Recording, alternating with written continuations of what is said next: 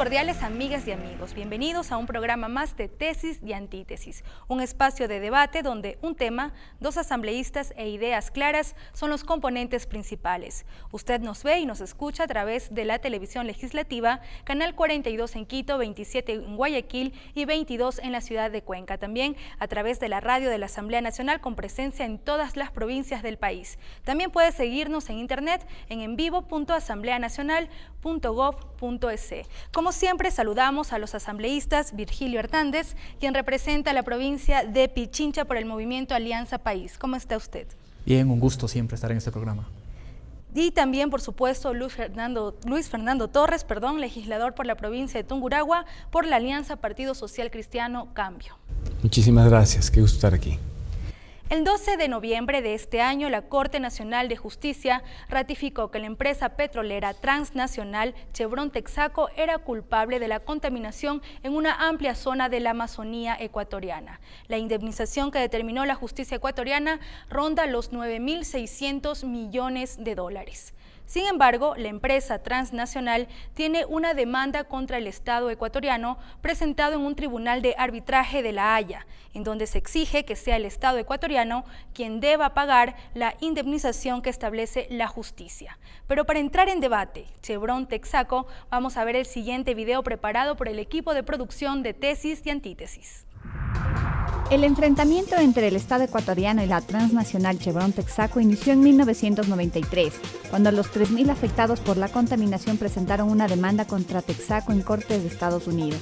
La petrolera pidió ser juzgada en el Ecuador, lo cual fue aceptado.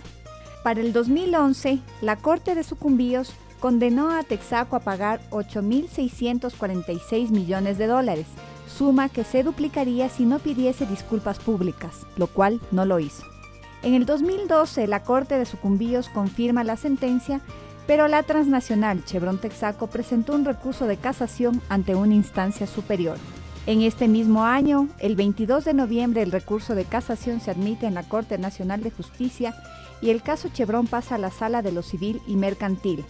Un año después, el 12 de noviembre, la Corte Nacional de Justicia casa parcialmente la sentencia y ordena el pago de 8.646 millones de dólares, más el 10% de ese valor por reparación, según la ley ambiental.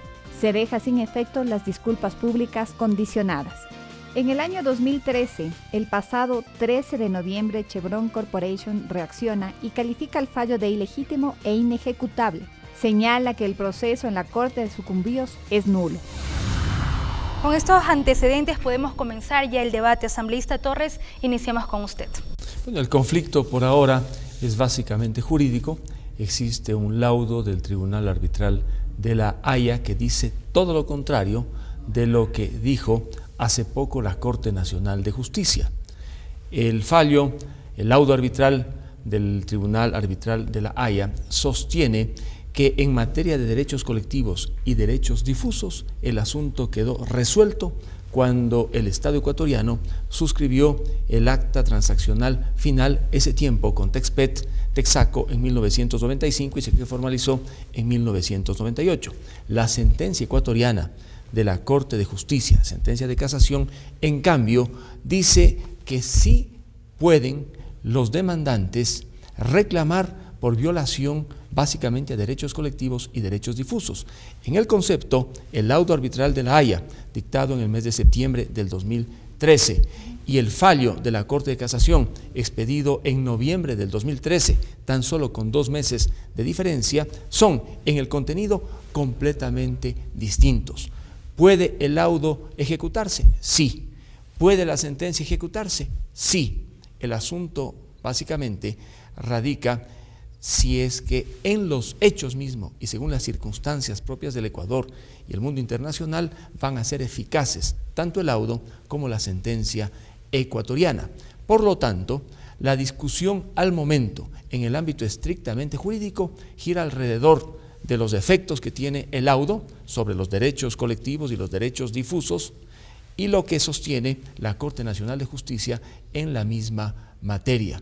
El desenlace será interesante porque finalmente se está construyendo doctrina y un precedente en materia de reparación de daños medioambientales. Muchísimas gracias, asambleísta Torres.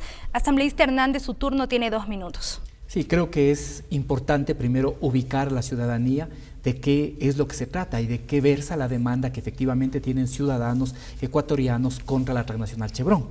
Es importante decir que desde febrero del 64 a junio del 92 operó la empresa transnacional Texaco. En ese momento era Texaco, no existía esta fusión con Chevron que recién se hace a inicios del 2000. ¿Qué es lo que pasó en ese tiempo? Esto es importante señalar. En ese tiempo, la empresa generó residuos de petróleo 87 veces superior al derrame de la British Petroleum en el Golfo de México. De igual forma, 18 veces más que el encallamiento del buque Exxon Valdez en Alaska. Quiere decir que en este momento el derrame que existe, porque esto subsiste, es el principal derrame que existe en el mundo. ¿Qué es lo que más podemos decir? Se virtieron 18.000 millones de galones, esto es importante decir, 18.000 millones de galones de agua contaminada con petróleo que sigue filtrándose y que se derrama cuando llueve especialmente. 17 millones de galones se virtieron en el ambiente por los accidentes y los derrames.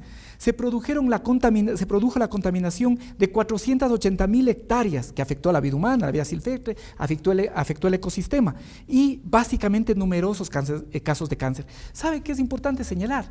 Que el momento que operaba ya Texaco, paradójicamente patentó tecnología de punta, sobre todo para lo que tiene que ver con la reinyección. Y la norma ecuatoriana era una norma 10 veces más blanda que la que existía en los Estados Unidos, pero en la valoración que hace la Corte encuentra que el desastre ambiental es 20 veces mayor que lo que permitía la norma ecuatoriana y en algunos pozos 900 veces mayor. Entonces, este es un tema fundamental. Independientemente que en el 98 se haya concretado un acuerdo por parte de un gobierno absolutamente inescrupuloso y traidor al interés de la patria, creo que es importante que se cumpla esta sentencia. Asambleísta Torres, ¿cómo podemos centrar el debate en el tema soberanía versus TBI, los tratados recíprocos bilaterales de inversiones, de protección de inversiones? Sobre ese tema, el laudo arbitral dictado por el Tribunal Arbitral de la Haya se sustenta precisamente en el Tratado Bilateral de Inversiones suscrito y vigente todavía entre Ecuador y los Estados Unidos.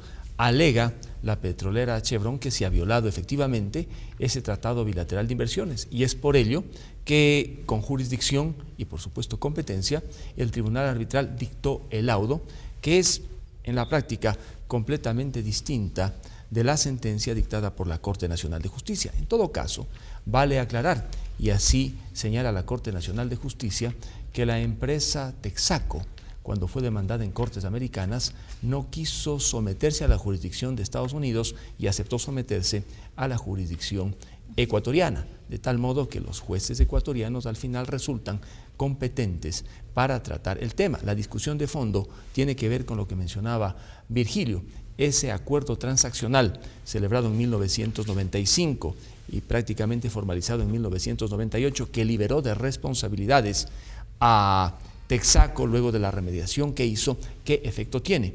En la Corte Nacional de Justicia no se le reconoce ningún efecto, no se le reconoce el efecto de cosa juzgada y la sentencia ecuatoriana tiene el valor que le reconoce indudablemente nuestra Constitución.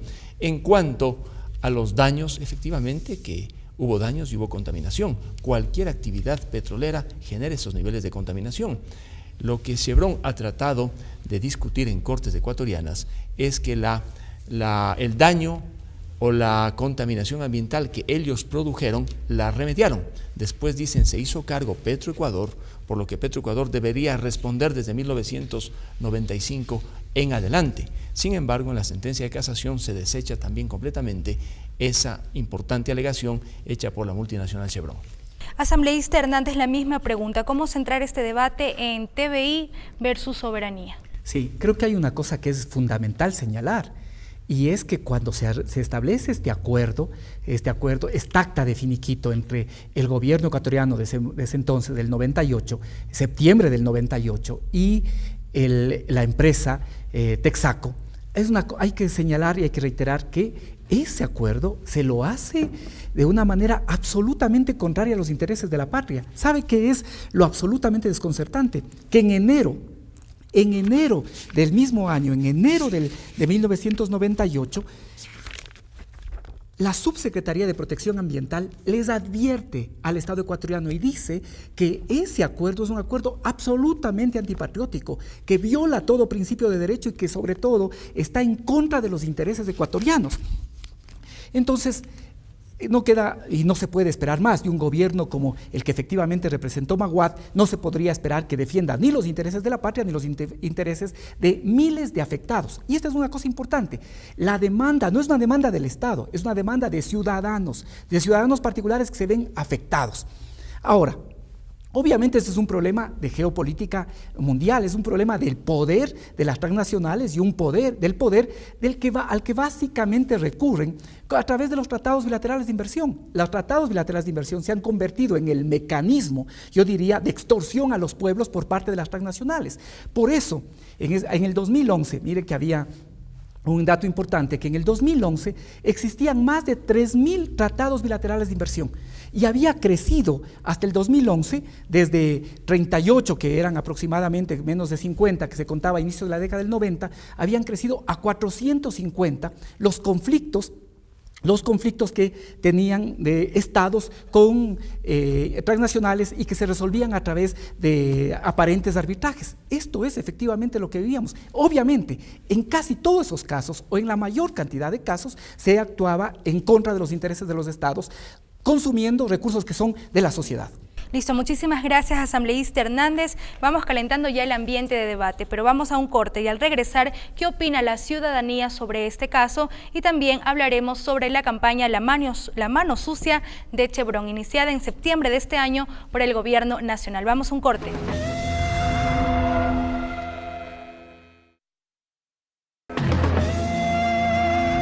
Gracias por acompañarnos en Tesis y Antítesis, un programa de debate que llega a ustedes a través de la televisión legislativa y la radio de la Asamblea Nacional. Recuerde que también nos puede seguir en internet en envivo.asambleanacional.gov.es. Semana a semana, dos asambleístas debaten aquí temas coyunturales y legislativos. El día de hoy el tema es Chevron Texaco. A continuación, asambleístas Hernández y Torres, los invito a ver y escuchar el siguiente video. Los micrófonos de Tesis y Antítesis se trasladaron a la Universidad Católica de la ciudad de Quito y consultamos sobre este tema a los y las estudiantes.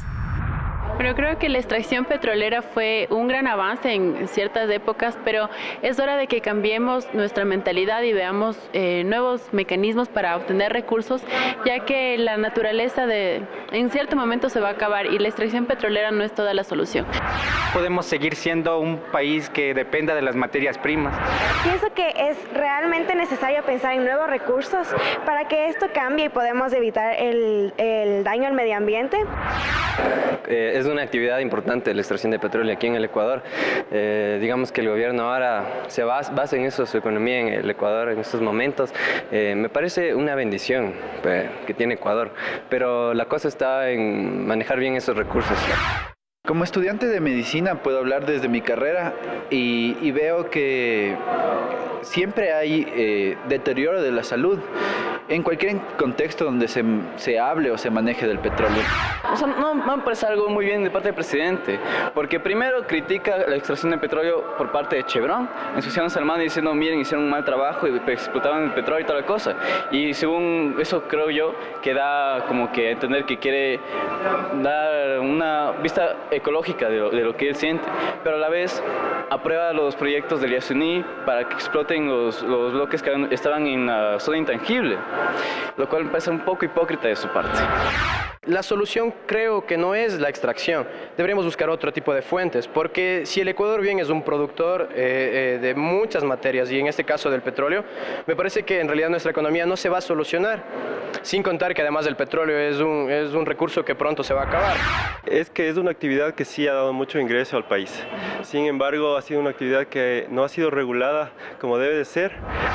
Bueno, yo creo que eso se debe haber hecho siempre, el denunciar los daños que hace el petróleo, que ha hecho el petróleo en nuestro país. Si bien lo de la imagen del presidente metieron la mano es parte de la campaña publicitaria, pero más que eso es una obligación del jefe de Estado, una obligación constitucional defender y exigir que se reponga los daños ambientales. primero, me parece bien que denuncie porque al final fue un daño muy grande. Y bueno, ahorita lo que va a hacer con lo del Yasuní, también me parece que al final tenemos que de alguna manera buscar recursos económicos, así que con que no sea mucho y también con la tecnología que se implemente, que va a ser supuestamente amiga del ambiente, me parece bien que diga Correa. Si bien me parece importante que se tome como posición estatal que una empresa petrolera que ha causado daños al país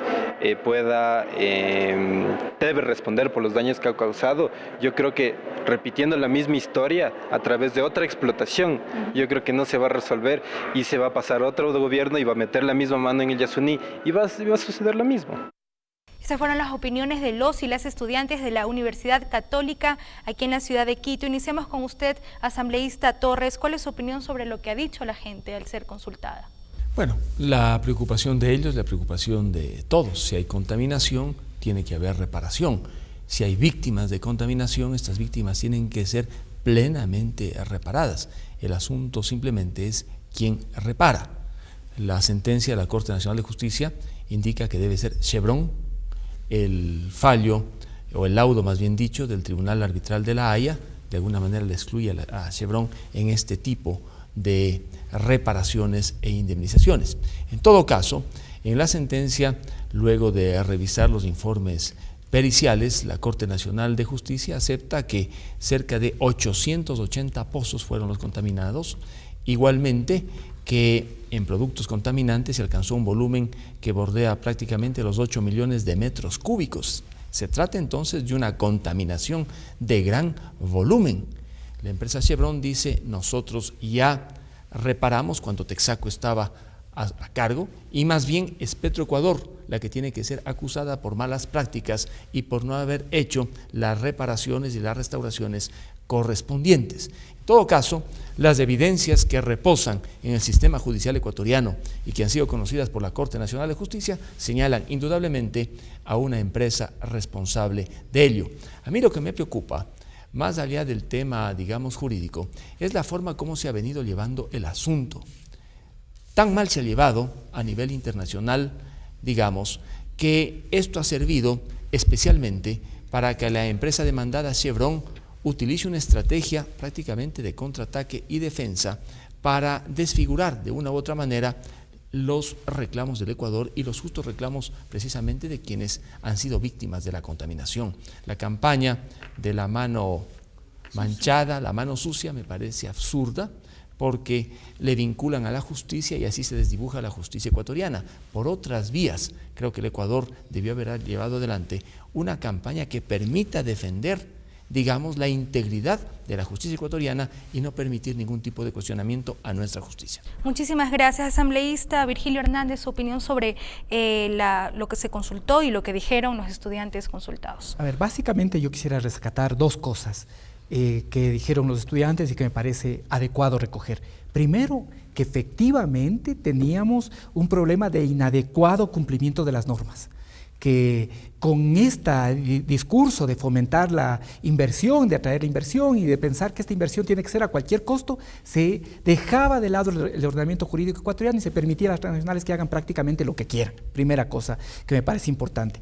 Y segundo, recojo yo, contrario a lo que ha sostenido Luis Fernando Torres, lo que decía también una de estas estudiantes, es obligación del gobierno poder denunciar al mundo lo que está pasando y denunciar al mundo sobre todo que estamos siendo víctimas de una gran transnacional. Esto es importante señalar. Desde 1993, que se estableció la demanda, hasta el año 2002, fue la propia empresa Chevron la que señalaba que el juicio se radique aquí en el Ecuador. ¿Por qué? Porque obviamente tenía expectativa de comprar jueces, para decirlo claramente. Pero luego, básicamente, ¿qué es lo que pasa? Que una vez que se inicia el juicio en Laguario, un juicio que dura 6 años, a los 6 años, cuando ve que las pruebas condenan a Texaco, ¿qué es lo que hace? Inicia al mismo tiempo, en forma paralela, un proceso de arbitraje contra el Ecuador. Y lo que pretende es que sea el Ecuador el que se responsabilice de estos daños ambientales que fueron causados por la petrolera Texaco. Obviamente, la sentencia de primera instancia y luego ratificada incluso en casación dice que quien tiene que pagar es la petrolera. Ahora, ¿qué es lo que ha pasado? Y esto es importante también señalar respecto del laudo. El 17 de septiembre del 2003, el Tribunal Internacional de La Haya, que conoce el arbitraje, determinó que el acuerdo de liberación firmado por el gobierno de Maguad no impide, obviamente, que los ciudadanos sean los que reclamen por sus derechos. Es decir, el Estado no puede hacerlo como tal, pero sí los ciudadanos. Y eso es precisamente lo que estamos respaldando, que se respete el derecho de los ciudadanos. Muchísimas gracias. Asambleísta Torres, ¿cómo explicarle a la ciudadanía de que ha celebrado, porque yo creo que, y he visto que así ha sido, que ha celebrado esta lucha que han llevado los pobladores de este sector de la Amazonía, pero que ahora, en cambio, existe la posibilidad de que un centro de arbitraje que está en otro país, que tal vez por el tema de términos no entendemos muy bien cómo funciona, puede ganar una demanda al Estado, que al final el Estado va a pagar con el dinero que nos pertenece a todos, porque es contra el Estado? Claro, mire, se trata de interpretaciones, de jurisdicciones. El Tribunal Arbitral de La Haya está completamente habilitado para dictar el laudo que dictó. Uno no puede desconocer la eficacia de ese laudo. Cuando en la Asamblea se presentó, recuerdo, un proyecto de resolución que cuestionaba totalmente el laudo, yo dije, no lo hagan, porque al hacerlo desdibujan también a la justicia ecuatoriana, y se me escuchó, se modificó en buena hora esa resolución. Lo que ha dicho Virgilio es verdad. En el laudo del Tribunal de La Haya se dice que a título individual sí pueden reclamar los afectados, no pueden reclamar a título colectivo, con lo que se caería la demanda que han presentado en jurisdicción ecuatoriana, donde la demanda se sustenta en derechos colectivos y difusos, y es la colectividad la que ha presentado esta demanda. Es un asunto jurídico complejo. Todavía tiene la petrolera la posibilidad de deducir una acción extraordinaria de protección ante la Corte Constitucional para trasladar el fallo de la Corte Nacional de Justicia del país a la Corte Constitucional ecuatoriana, sin que por ello se suspenda necesariamente la sentencia dictada por la Corte Nacional de Justicia en materia de casación. Pero vamos al principio. Las transnacionales, al menos actualmente, garantizan mejores niveles técnicos de respeto al medio ambiente. Tan cierto es esto, que si usted compara lo que hace una transnacional petrolera, inglesa, americana, francesa, con lo que suelen hacer las empresas estatales, hay una gran diferencia ahora. En el pasado, debido a que los parámetros de respeto medioambiental eran más bajos, en el Ecuador, en la década de los 80, por ejemplo, de los 70, inclusive no había una legislación que establezca de manera clara estos parámetros. La ley de hidrocarburos, en términos generales, señalaba la obligación de respetar el medio ambiente y no más. Claro que no quiero justificar con esto que podían hacer cualquier cosa. Deben responder a aquellos que han contaminado. Pero lo que sí le digo es que no podemos satanizar a las transnacionales, especialmente cuando necesitamos alta inversión en materia exploratoria y en materia de explotación. Asambleísta, muchísimas gracias, asambleísta Torres. Asambleísta Hernández, usted hizo referencia a algunas opiniones del video, sin embargo, se le escapó una que era aquella que decía que cómo el Estado puede llevar adelante una campaña así, que es denunciar lo que hizo Chevron durante 30 años, cuando a la par está otro proyecto de explotación que incluso fue como a la par, o sea, comenzó la campaña y me parece que en la Asamblea Nacional aún se estaba discutiendo el tema del Yasuní. ¿Qué contestar a esas opiniones? Que esto es precisamente lo paradójico, como yo había expresado. No es un problema de falta de tecnología, ¿sí? No es un problema, ni tampoco mientras trabajaba Texaco, que en ese momento era Texaco aquí, no es que no existía tecnología. De hecho, la tecnología que utilizaba la Texaco para explotar en los Estados Unidos era absolutamente diferente a la que explotaba en el Ecuador. Claro que existía la tecnología. Acabé de señalar que la propia Texaco patentó lo que era una tecnología avanzada de reinyección. ¿Qué es lo que pasaba? Que no invertía y no utilizaba esa tecnología, que sí lo hacía en los Estados Unidos, aquí en el Ecuador. Ese es el problema fundamental. Entonces, no es un problema de no disponer de tecnología. Por eso, en la resolución que tomó la Asamblea, sabiendo que esta actividad puede tener impacto, señalamos con claridad, y nosotros así lo decimos, que tiene que utilizarse la más alta tecnología existente en este momento para afectar lo menos que se pueda a esto que es un patrimonio no solo del Ecuador, sino del mundo. Ahora, ¿qué es lo importante además que debemos señalar en esto? Que la empresa se está acogiendo, esta empresa transnacional se está acogiendo a un tratado bilateral de inversiones, cuando este tratado bilateral de inversiones, mientras operaba la empresa aquí, no estaba en vigencia, Entonces, el tratado bilateral de inversiones recién el Ecuador suscribe con los Estados Unidos en 1997 y la empresa dejó de operar en 1992. Entonces, está acogiéndose a un tratado que no tiene por qué ampararle, y esto genera graves dificultades. Mire, si el Tribunal Internacional acepta, ¿qué es lo que va a pasar? Que los tribunales de inversión van a poder resolver cualquier tipo de controversias sin tomar en cuenta los derechos de terceros, como pasa en este caso. Van a poder además debilitan los sistemas jurídicos nacionales. Otra cosa importante que hay que decir, sobre todo, van a debilitar la posibilidad de que los sistemas jurídicos puedan resolver estos problemas que son vitales para cualquier inversión. Asambleísta Torres, ¿usted no piensa que puede debilitar esto el sistema judicial local? Esa es la mayor preocupación. Como ecuatoriano, como asambleísta ecuatoriano que cree en el país y que quiere creer siempre en sus instituciones y especialmente en la judicial, que ahora lamentablemente no tiene la independencia que todos quisiéramos, yo espero que efectivamente el Ecuador pueda ganar. Y para ello tiene que demostrar absoluta seriedad en el respeto a las normas jurídicas, tiene que demostrar que la justicia ecuatoriana es completamente independiente. El fallo de la Corte ecuatoriana, de la Corte Nacional de Justicia en casación, es un fallo que tiene la legitimidad que le da el hecho de que resolvieron jueces que se encuentran acreditados por la estructura ecuatoriana. Pero no es suficiente esa legitimidad.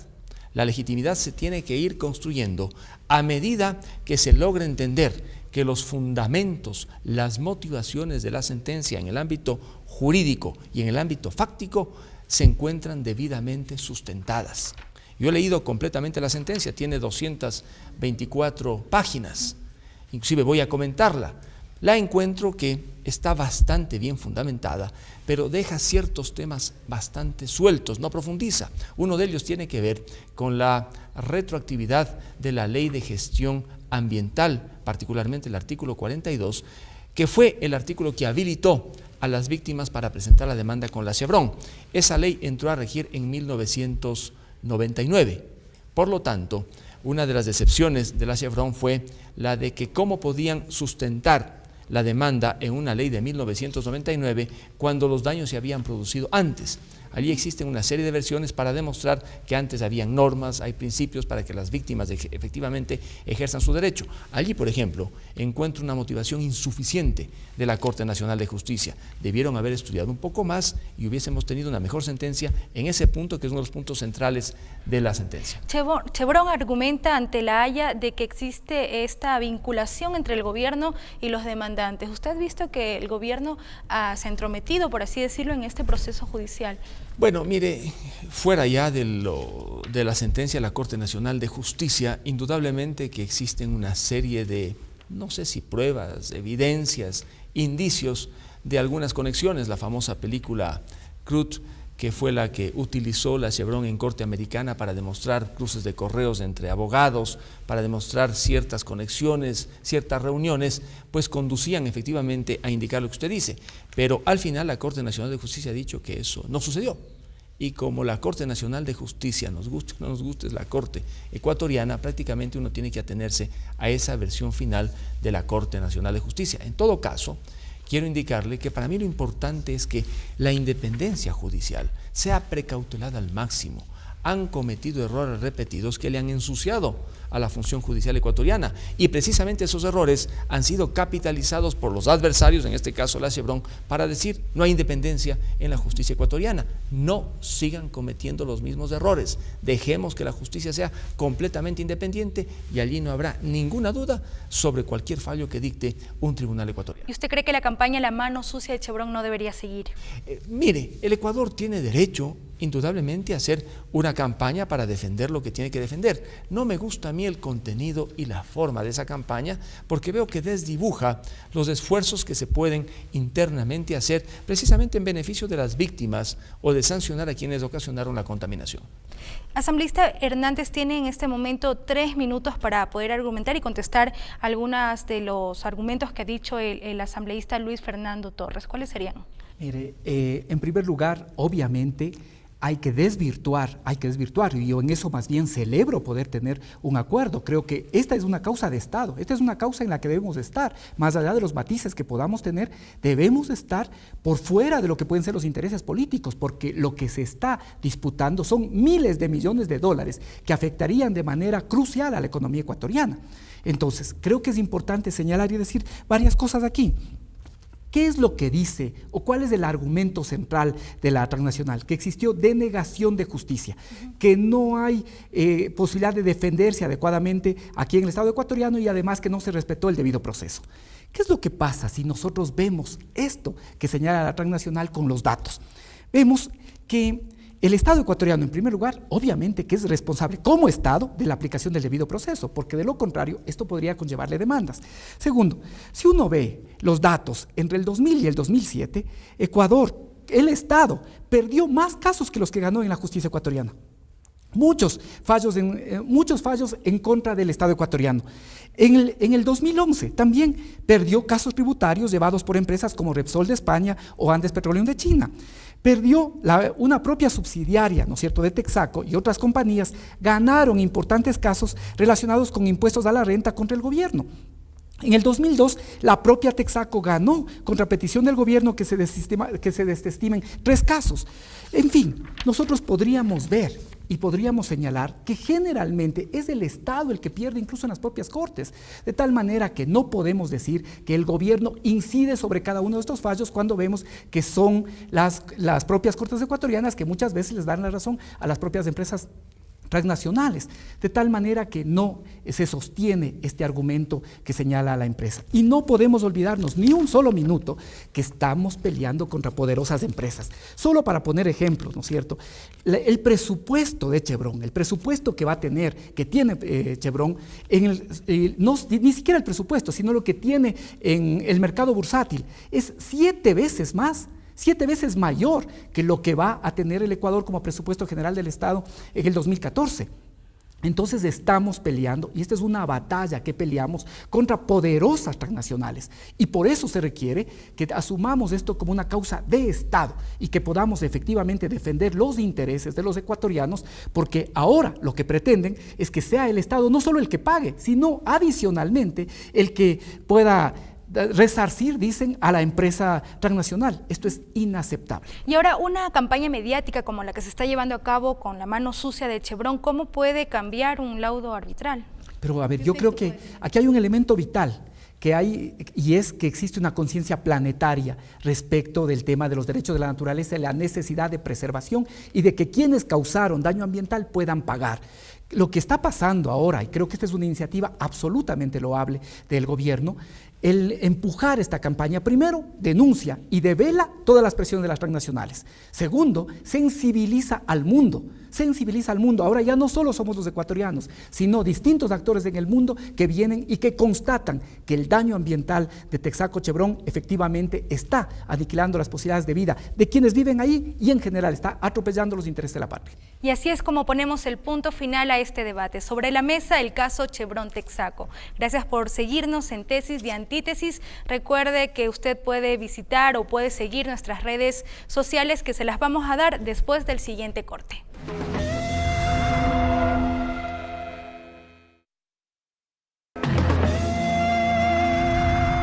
Es así como terminamos una edición más de Tesis y Antítesis. Muchas gracias por su compañía y los invitamos a seguir este programa a través de YouTube en la cuenta Tesis y Antítesis y también por Facebook en Tesis y Antítesis. Recuerde que llegamos a ustedes a través de del canal de la Asamblea Nacional de TVL, la televisión legislativa, y también a través de la radio de la Asamblea Nacional con frecuencias en todas las provincias del país. Agradecemos a nuestros asambleístas Virgilio Hernández y Luis Fernando Torres, quienes semana a semana estarán aquí para debatir temas de coyuntura y también legislativos. Muchas gracias.